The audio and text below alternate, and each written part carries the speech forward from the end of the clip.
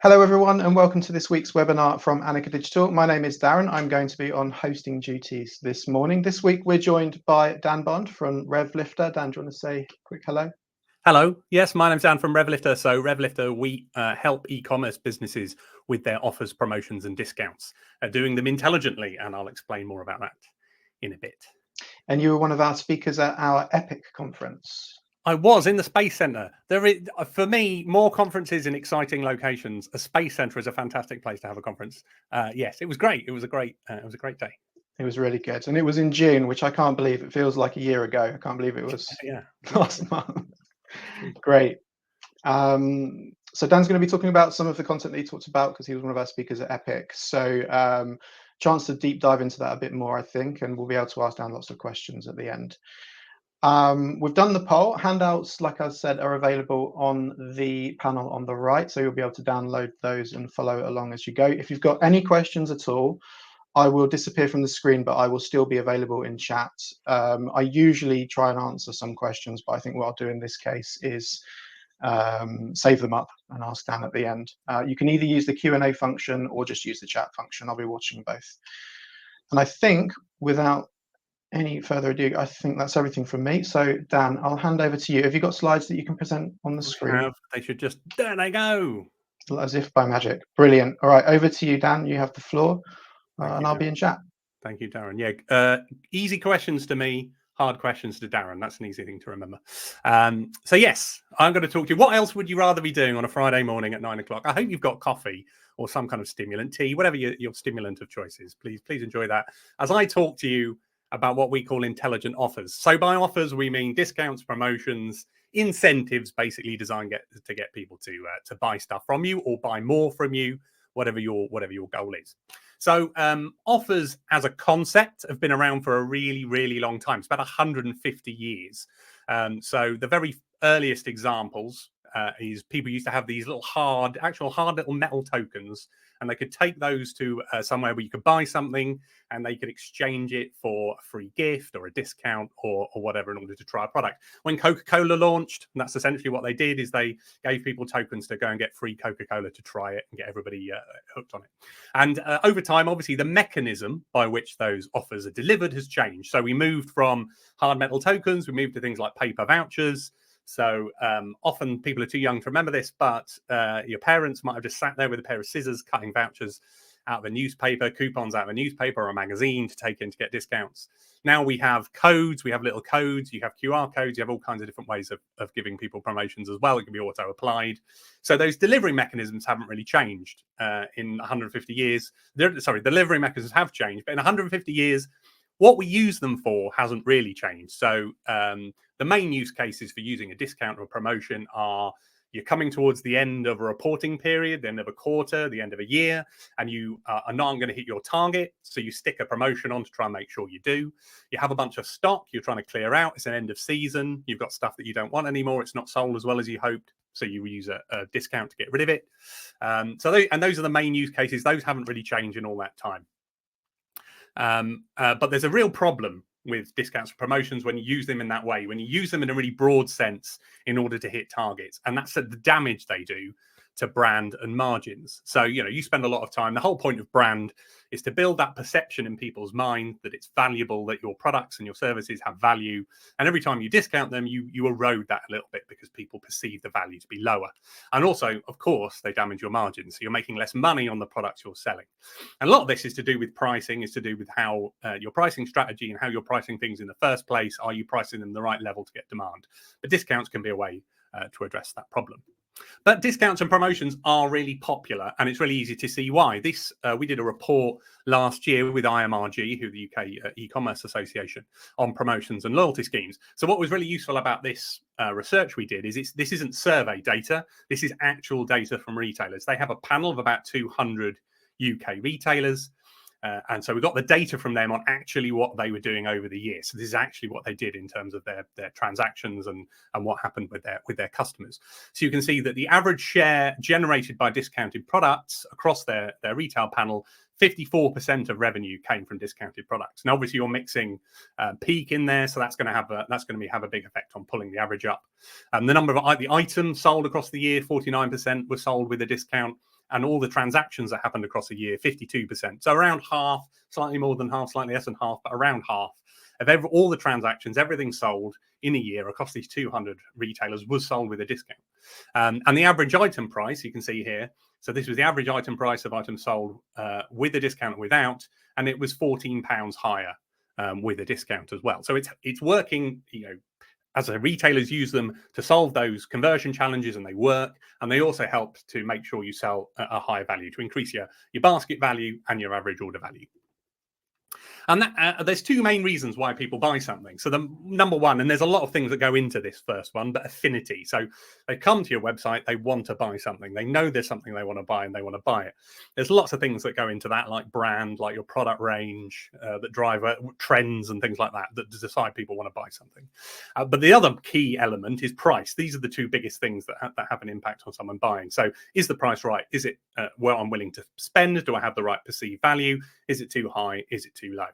So those are the two biggest levers we're always trying to pull, really, as we're trying to make sure our brand is desirable, our products are desirable, and then make sure the price is right. So promotions really help with that pricing element of controlling the price to get it to a point where people want to buy. But also, if you can combine them with affinity, you can make them really, really powerful as well.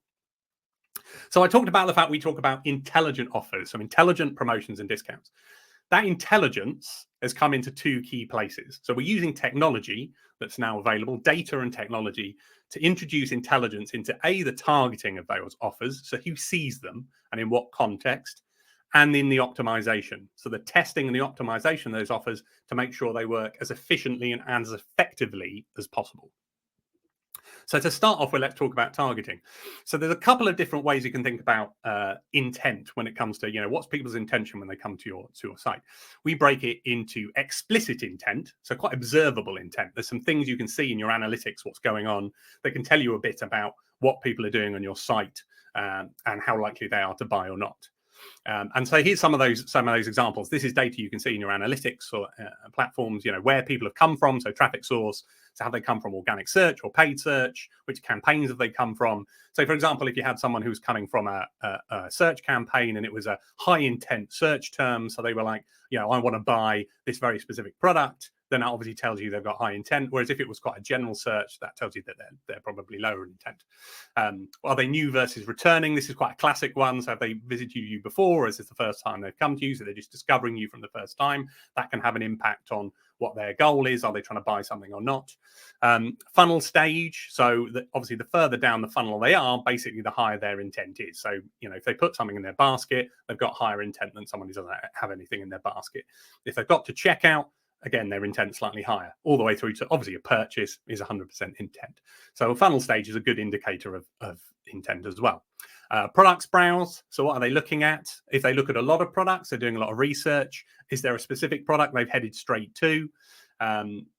Is it a particular brand? Is it a particular category, for example, they're looking at? You probably see that you sell more products in a particular category than another category. So if they're looking in that category, they're more likely to buy. Location, so you can look at geo and see where they are and see that some people, you're more likely to sell things in one place than another. It might be more popular, if you sell in the UK and the US, for example, you've got better brand presence in the UK. People are more likely to buy in the UK than they are in the US.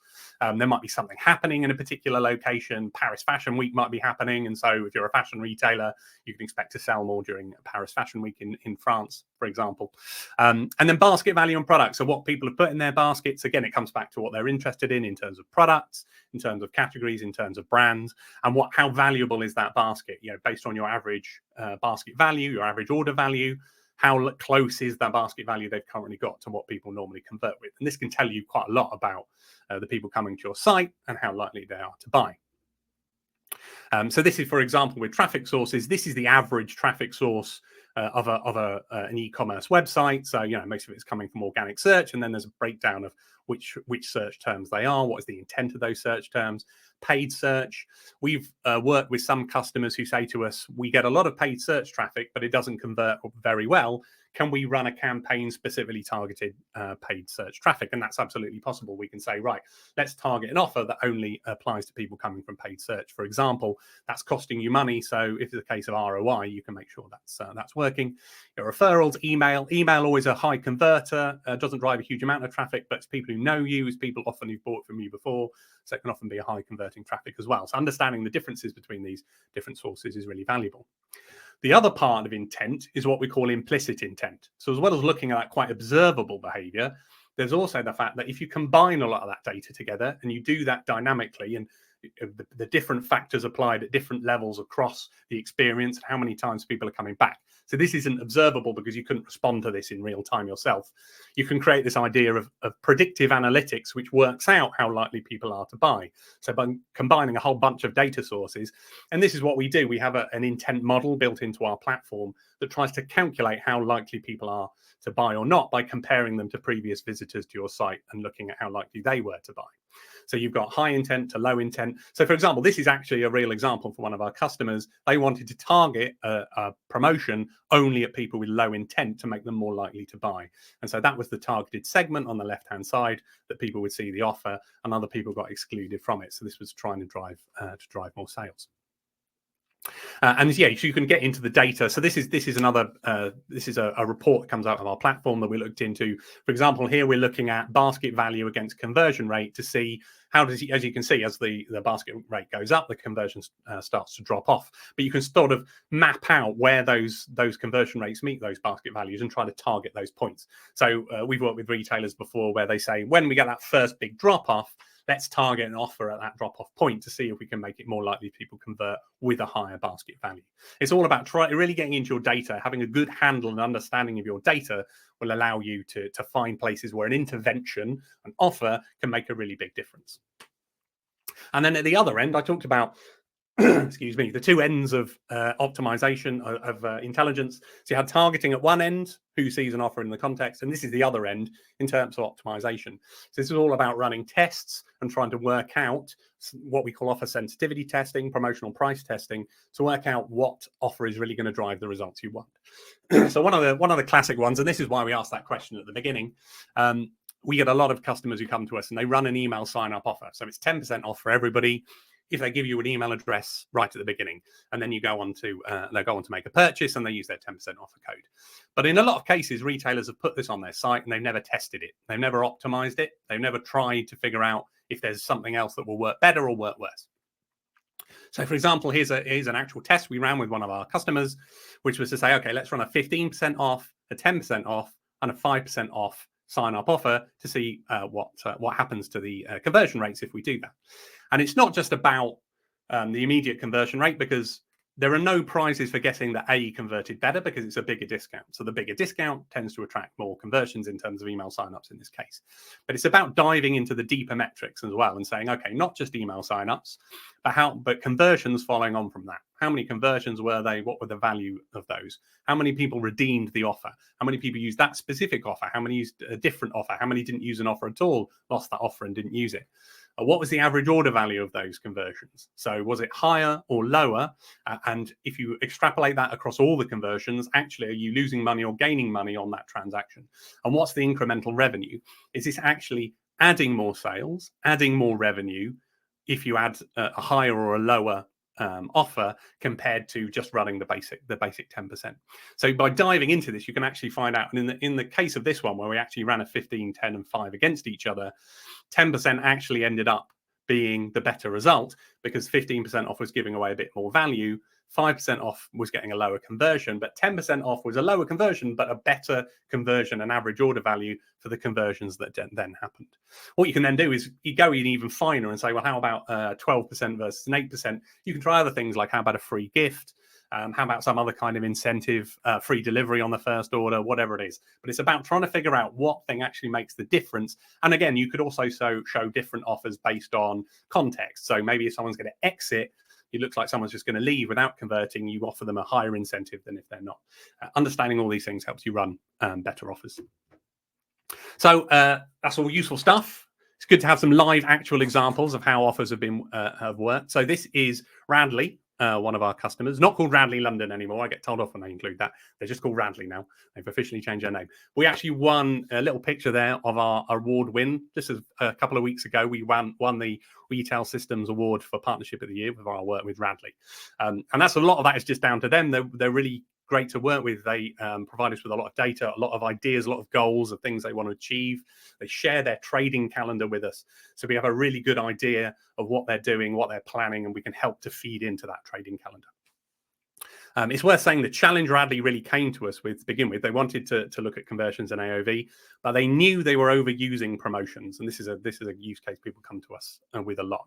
So they knew they were overusing promotions. They're a mid-level premium brand, but they were using promotions a lot in order to get conversions. They wanted to reduce that to make sure they weren't harming their brand and margin too much. Mainly their brand was the key thing they were concerned about. So I talked about, one of the easiest places to start, one of the most obvious places we start with most of the retailers is the idea of exit campaigns based on funnel stage. So obviously an exit campaign, most retail websites, the conversion rate is low, it's 2 or 3%. So 98% of people actually are ending up leaving without buying. But it's a question of how far along in the funnel they're getting before they exit to understand their intent. So you can see here we ran different promotions at browse, exit, so people who just looked at product description pages and product category pages and then left. Basket exit, so people who actually added items to basket and then left. And checkout exit, so people got all the way through to checkout and were about to complete and about to buy, but just didn't at the last minute. So running exit campaigns, just targeting people who looked like they were going to leave at those points. We're picking up exit signals from people at those points and then giving them something like a 10% off. You can see that improved conversion rates through the funnel, so it's improving the conversion rates. And again, testing those different offers, adding things like, can you understand intent and offer different promotions based on intent level, allows you to optimize these things and make them work much more efficiently through the funnel. Another good one is a lot of focus on exit, because obviously a lot of people, in most cases with a retailer, the issue is with people abandoning. So it's mostly about reducing abandonment. So here you've got a control C offer. So this has got a bit of intent built into it. So what this offer does is it intervenes when people land on a product page and then copy the product name and then go to paste that. What they're going to do is paste that into Amazon or Google and look for a cheaper price. So immediately they want to buy this product. They've got high intent on this. They're intending to buy it. They just want to make sure they're getting it for the best price. They'll search if they can get it cheaper anywhere else. So what this does is it intervenes at that point when they're looking to exit, and just offers them an offer and says, if you convert now, we'll give you this discount. We have some retailers who do this without the discount and just let people know that you can't buy the product anywhere else. We don't sell through any marketplaces or anything. So if you want to buy this is the only place you're going to get it for, which is the case with some premium retailers. They don't really sell anywhere else. But in a lot of their cases, the products are sold somewhere else, so they want to recapture people. And this has improved the conversion rate and the revenue per user for people by just stopping them at that point when they're about to leave. And as I say, it's all about the fact that there's a lot of built-in intent into that offer type. Invalid code offers as well. This is another one where there's intent. So pretty much all retailers have got the discount code box on the checkout. So what a lot of people do is they add things to their basket, go through the checkout process, get to that point, and then go into Google, type discount code, name of the retailer, and see what comes up. So again, this is about intervening at that point and saying, well, here is a discount code that does work, because often they'll end up on, the Daily Mail, for example, has a discount code site, and it's always full of discount codes. If you copy any of those and paste them in, they don't work.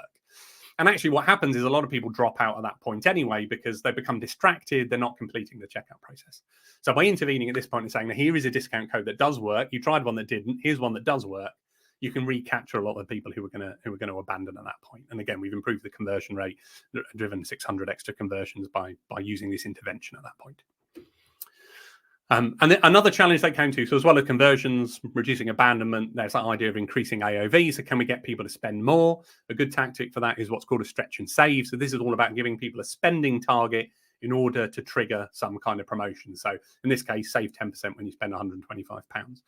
There needs to be quite a lot of thought that goes into this. This is what we've learned about this kind of offer, running them over time. You can't just it's easy to sort of pick this out of the air and kind of go, well, people spending about £100, let's give them an offer. But really, it's about looking into your data and saying, where do you get those drop-offs? Where can you drive a little bit of extra revenue? What's a good amount of money? If you're the kind of retailer who sells a lot of things that are roughly £100, and you kind of say, right, a lot of people check out with one item, we want them to buy two, it's very hard to get someone to go from spending £100 to spending £200. That's a very big jump. But if you're going to sell accessories, which will just nudge that basket value up, then obviously that can work a lot better. So it's about figuring out at what point does it make sense to intervene to try and nudge the basket value up? And then what have you got products, things you can recommend? We can tie this to product recommendations to recommend specific products that meet the goal to get that basket value up.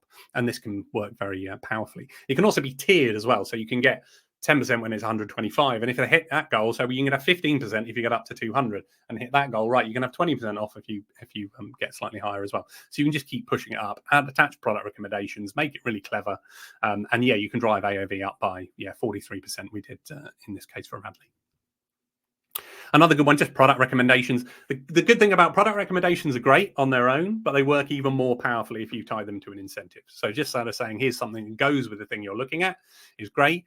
And you can put different levels of control on that. So you can say, I just want to leave it up to the algorithm to say, here's the most popular products or the ones that tend to get bought with the most. Or you can say, I want to curate it a bit more. I want to do a bit more manually, pick out what products get shown with there are certain premium brands, especially, that don't rely on algorithms. They don't like algorithms recommending products because everyone buys the same things. What they rather do is say, this shirt goes with these trousers, goes with these shoes, goes with this hat. We want to recommend that as a full outfit, and so we want control over that. So tying that together with an incentive, you can drive up average order value as well. And then we have not a lot of what I've shown you is pop-ups and pop-unders and little things that intervene in quite a bold way. But we also have this idea of what we call a wallet, which is a kind of persistent experience that appears on the left-hand side. So what happens is all the offers that people trigger as they're browsing around your site go into the wallet. So it's almost like a little personal shopping assistant storing all their offers, storing all their recommendations, whatever it is, appearing on the left-hand side. Marketers and e-commerce teams really like this as well because it's a piece of real estate they can totally control.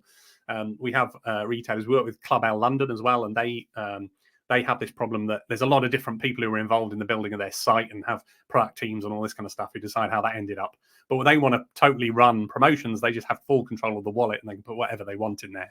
So they can put product recommendations, announcements about new product lines, promote like special one-off offers that are coming up, daily deals, whatever it is. They can put all those in the basket, and we've measured that, and that's driving an extra 3% of incremental revenue for Radley as well. So that's great as well.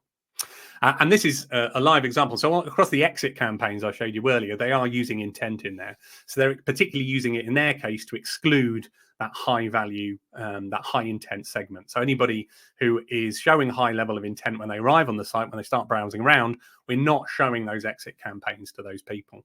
And the result of that has been an 8% saving in terms of the cost of the promotions they're running. So we're at the same time, they're running more promotions than they used to, but actually they're saving money because those promotions aren't being shown to people who look like they're very likely to buy, which is the key thing for intent. So you've got a 15% improvement in conversion rate and a 28% improvement in RPU across all the offers they're running because of with the addition of intent to make them work more powerfully. Just a few other examples. So not just for fashion and accessories. Rowan Homes here, they're doing a stretch and save as well to try and drive up. They're really interesting ones. So a lot of their purchases are quite high value. They're a homeware retailer, so furniture, people buying beds. You're obviously not going to get people to buy 2 beds, but you might get them to buy some bedding to go with it, some crockery, whatever it is, if they're buying a table. There are things that associate that go well together with it. So again, you can target that at the right point and find the point where the stretch and save is going to work. In Rowan's Homes case, we drove up RPU by 16%. More examples like just general kind of offers that we run across. As I mentioned, the trade calendar for Radley, for example, Club L London we work with. We run all kinds of offers for those guys. So seasonal sales, they still run seasonal sales. I've got a kind of a soft goal, which is to eventually get a retailer who doesn't have to run a seasonal sale because they don't have to, because what we're doing is we're working on what products are not selling and we're discounting just the ones that aren't selling and making sure the sell-through rate is at the right level. So they never get to the point where they have to run a seasonal sale. But for now, people still like to run seasonal sales, so that's fine. We can help with those, and we can also accelerate them. So during peak, we work with some of our retailers to, on top of peak, offer more offers which drive even more sales and really accelerate things even more.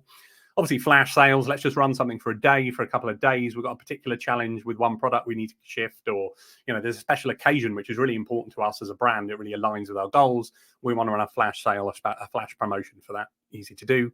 Delivery cutoffs work really well. So if you're coming up to, say, Easter or Christmas, and it's like, well, if people have to order by this date in order to get the product in time, you can tie a promotion to a delivery cutoff, and that can work really, really well to drive a very fast incentive to get people. It's fear of missing out, it's FOMO.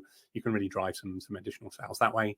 New product drops, a bunch of new products has come out. Let people know about that. Often you don't want to discount new products, so it's more just about letting people know we've got some new products out, particularly if they're in a popular range that people are going to have a look at, and if it's sort of personalized to what they're interested in as well. As I said, product recommendations, talked about those. High margin products, so products with a high margin on them, you particularly want to push. So because we can make a lot of money on this, we want this to be promoted more than anything else. We get a lot of retailers who, for example, sell branded products which aren't very high margin. So, for example, we've worked with sportswear retailers where they say, we sell Adidas trainers. We can't really do much about the price of Adidas trainers. We don't have a lot of margin on them. We can't discount them a lot. But we sell our own brand, and we much rather people bought those because they're higher margin. So you can kind of do the slight bait and switch thing of getting people in who are interested in Adidas, but then showing them an alternative that's cheaper for them and better margin for the brand. So you can try and do some of those kind of things and incentivize those as well. And then generally events and holidays, Easter, Christmas, Valentine's Day. On our website, we've got blog posts covering all these kind of major events and holidays and kind of suggesting campaign ideas. There's loads you can do. Halloween, there's loads of things. And there might be some that are very specifically relevant to you as well. Club L London, active in the US. They do a lot of things around the Kentucky Derby, around spring break, I found out there's a thing called the White Party, which happens in the Hamptons. Never heard of it before, but they do a lot of promotions very specifically for the White Party happening in the Hamptons. I get to learn about these kind of things. It's great. And that's it. That's a quick overview of how intelligent offers are working at the moment. We offer a free 90-day trial. So everyone's welcome to come and try it out. It's commitment free. You just try us for 90 days. We see if we can help you. If we can't, we shake hands and walk away. It's just a way of us. It's a way for us to learn as well what works, because all retailers are different depending on their order value, their category, and all that kind of thing. And we're at RevLifter.com, so there's loads of advice on there. As I said, lots and lots of blogs, lots of content. We have a podcast we've just launched, so we have loads of advice on how to do e-commerce. So that's it from me. Thank you. Brilliant. Have you got a link to your podcast that people can sign up to?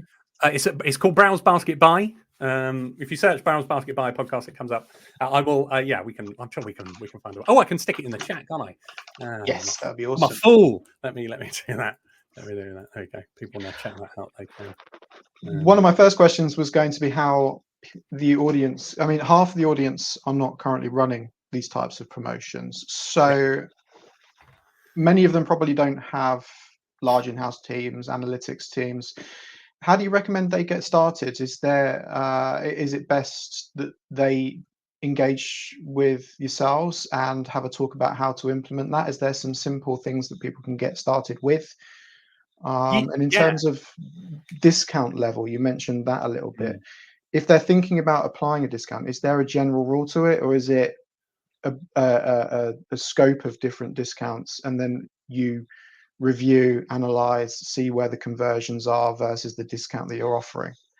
Yeah, absolutely. Yeah, so there's a few things in there. So I'd say it's a really interesting question about the teams not having the time to do it. So when we originally envisaged RevLifter as a business, the idea was very much to just give people a platform, like everybody does, right? There's a platform, enjoy, knock sales out, see what you can do. But what we found is with a lot of retailers, they just don't have the time. So they're like, this is great, but we don't have the time to go in and figure all this out and work out what the best practices are and know what to do. So actually we provide, at the moment, we provide a complete managed service. So when I say, 90-day trial, we'll just do everything for you. You tell us what you want us to accomplish. We'll work together with you on a strategy and a plan, and then we'll implement that for you. Our team will put the offers together for you with your approval and make sure all the design work's done. So we do it for you because, that's a big challenge. And as we're building the future of the platform, we're actually thinking more about how it's almost like an agent for you. So rather than you having to do it manually, it sort of looks at your data and recommends things and says, I recommend, your product's selling a bit low in this category. How about a discount on this category? Would you like me to set up an offer to do that? I recommend a 12% offer, and you just say yes or no, I want to run that or not, which is what our humans are doing basically at the moment. So it's all about understanding. There are some basic principles we've understood from working with lots of different retailers. 10% off is always everyone sort of says is a pretty middle for diddle place to start. But yeah, you do need to run things. We always start with a couple of weeks of just gathering data on your site, looking at the traffic, looking at conversions, looking at where people are converting or not converting. So the more data, as you accumulate that data, you understand more about your audience and what they're doing and what they're not doing. I always say start at the bottom, because you've obviously probably find you've got a lot of people who are getting very close to buying but just aren't. So they're a good place to start. Try and incentivize those people to tip over the line. But the bigger wins are higher up the funnel, because they extrapolate more. So as you reach more people and get more people more likely to convert, so go through your funnel, that's going to be a lot more people. But I would definitely recommend come and talk to us to begin with. Is a great idea. But if you want to start on your own, most of the platforms like Shopify already has some built-in tools to run like quick discount pop-ups and stuff. So if you just wanted to run a quick let's 10% off and see that's how that goes, that's all possible in most e-commerce platforms. Brilliant. I've got a question around, anyone that knows me at the moment knows that I'm obsessed, as a lot of people are, with the buzzword around AI. So in terms of AI-driven offers, the future, have you had to think about kind of where this is all heading? Is there anything in your platform? You've hinted at one thing with these agents in terms of personalization and offers, sort of in the next 1 to 2 years with AI in mind. Yeah, it comes back to that agent thing that I was saying. So, I mean, there is a kind of AI on our platform. So the intent model, I mean, it's machine, it gets into semantics, but AI, machine learning, it's a maths, which is what AI essentially is. It's a maths that works things out. It's the maths that works out predictive analytics, what's going on your site, what is the right response. But yeah, the idea is to continue to develop that to make that more sophisticated. So the more data it has, the cleverer it can be. And as I say, the more predictive it can be, and it can suggest to you. So rather than you having to think like, what would be the right intervention, it can suggest, well, based on what we've seen before, based on what's going on your site, based on the sell-through rate of these products, what we understand about the products and how popular they are, and about the people coming to your site and what they're doing, we can try and work out, right, this offer will make this difference. We predict this will increase your conversion rate by this much. Would you like to do that? We still think it's important to give control to the retailer. They've still got to make the final decision. We've had discussions around this, and some people, normally the technology people, are really keen on the developers, are really keen on the idea. You just make it hands-free, right? It just does everything for you and you leave it alone. So it's just a big magic black box that you don't ever need to get involved with. But we don't think retailers really want that. They still want to feel in control of what's going on. So they still need to approve things and say, yes, I'm happy with this, not happy with that. They still want to understand what's going on and why it's happening. So it's about building something that can just, make it as automated as possible. So it's easy for retailers as possible to improve their performance. Brilliant. We've got some questions from the audience, so I'll run through some of these. The first one from Carla. So Carla operates a software for tour operators. Is there anything that you can suggest in terms of a strategy for them in terms of discounts or promotions? And a follow-up to that I had was around industries which may be more inclined towards promotions and offers, and maybe an industry or a type of maybe average order value that is less sort of gains less traction when it comes to these types of things. Yeah, so it's the answer always comes back to the data. So the more data you have, the easier it is to know what's going on, the easier it is to make an intervention. So the industries that we tend to see it's the easiest to work with are fashion retailers, particularly at the more moderate end of basket value, and beauty retailers, because they have beauty retailers. I mean, if you follow any trends in terms of market performance, a lot of retailers have struggled, but beauty retailers have continued to do really well because they're selling lots of products which are quite cheap and people buy on a quite a regular basis. So yeah, those kind of guys can work really, really well because they just have a really huge amounts of data that they can really understand quickly what people are interested in, what they're doing.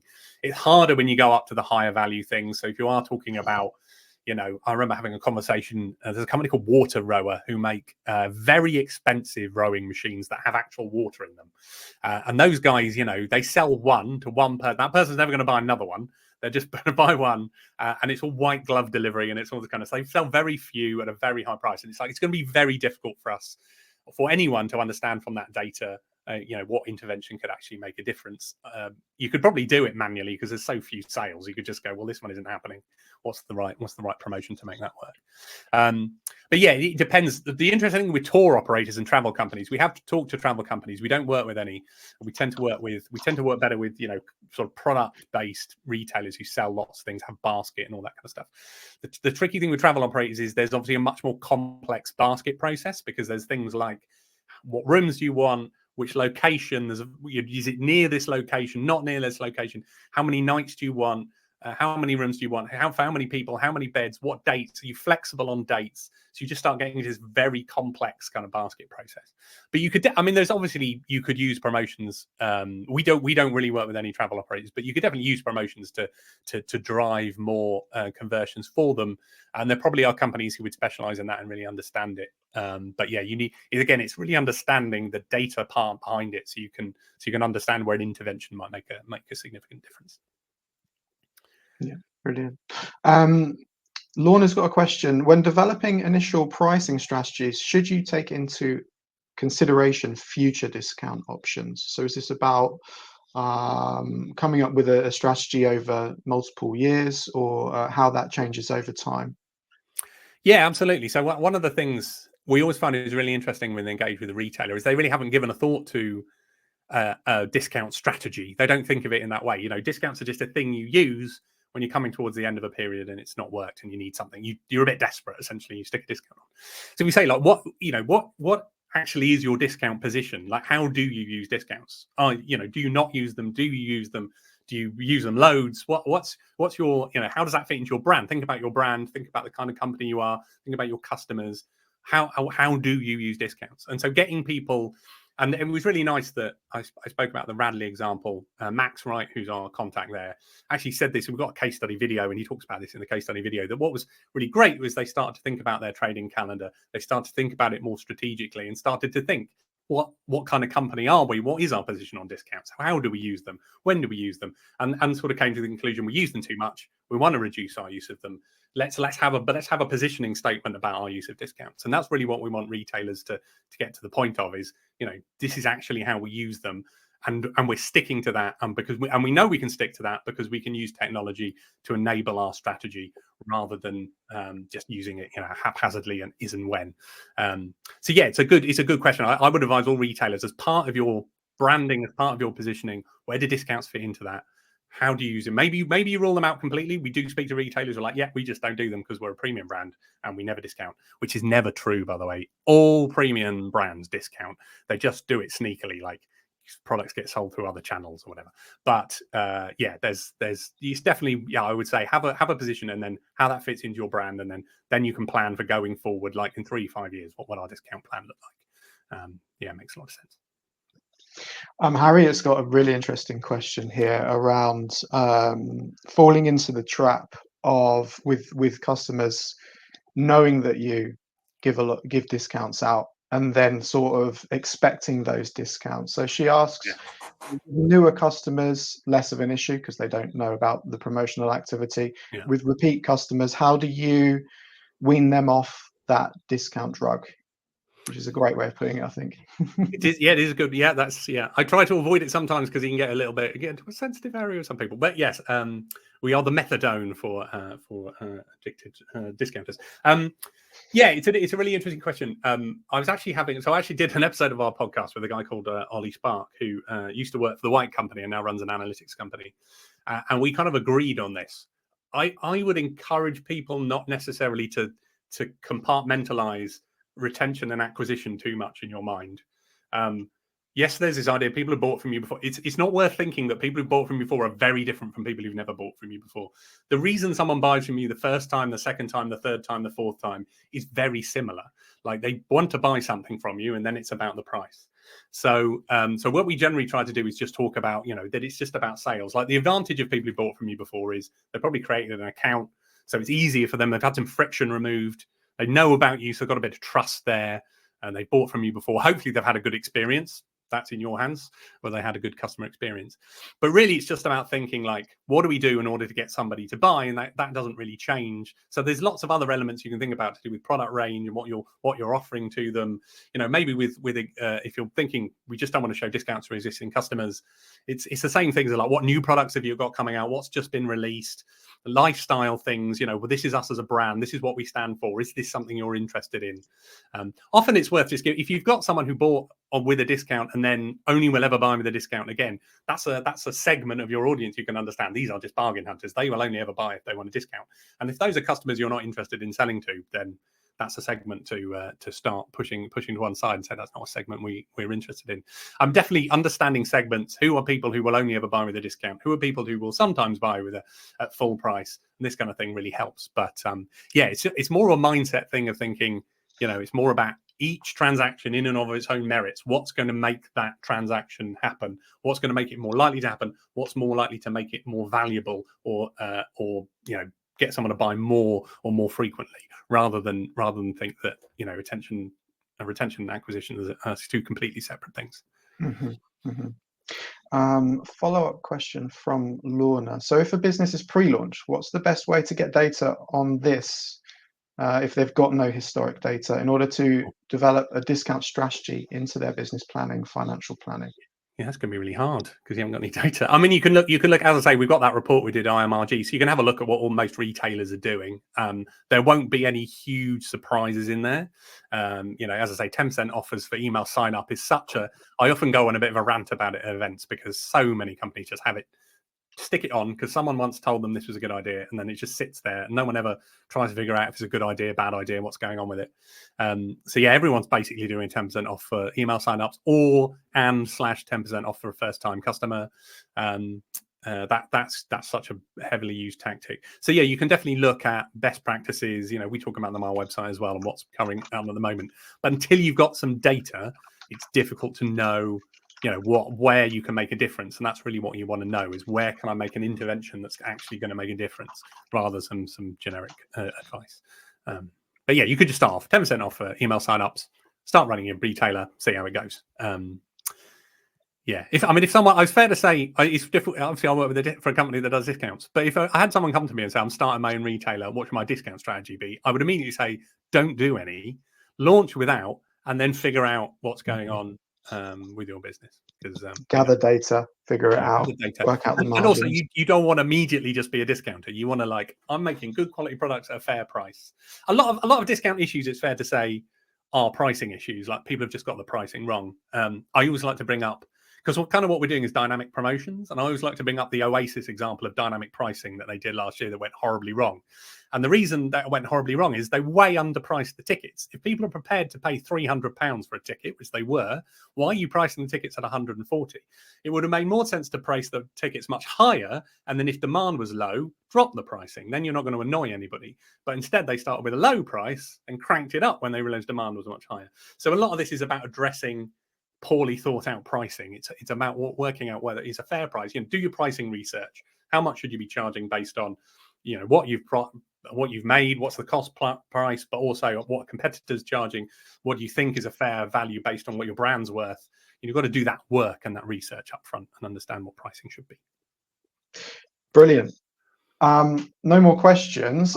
Carla's asking some things around. I have looked into your business, Carla, a little bit, and I know that you offer software to the tour operators. I think comes down to a conversation that needs to be had around businesses that might be more in a particular niche, especially if they're low volume sales but high value sales. When you get them, that kind of promotional strategy is different from, say, a retailer that's doing a lot of high volume, potentially low margin stuff. So the strategies will be different for both. I'd recommend Carla and anyone else that's interested today reach out to RevLifter and Dan to get more information around specific strategies that might be relevant to their business. It's fair to say, Carla, we don't work with software companies, but I'm happy to share some advice on what we could do. But yeah, we work only with retailers because of, as you say, it's that volume of data that's really all about. They just have so much, a good level of traffic and conversions. It's much harder if the volume is lower.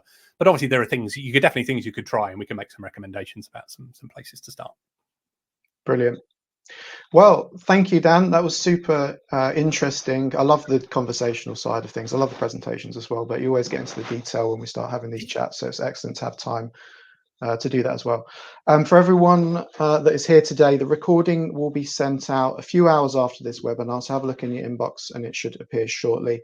And that'll go for anyone that wasn't able to attend as well. If you've got a few minutes, please do leave us a review because it goes a long way to helping us out. So that should appear on your screen shortly. DANBOND was excellent. That's just a hint. There you go. There's the always terrible. I don't mind. I don't mind the review. No, excellent, please. We will be here again next week. I am not sure of the topic of next week's presentation, but we will send out reminders to all of you to let you know what that will be. We hope you'll see you here next week on Friday. That's it from us. Just to leave to say, have a lovely weekend wherever you are in the UK or in the world, and we'll see you next week. Thanks, Darren. Thanks, everyone. Thanks, Dan.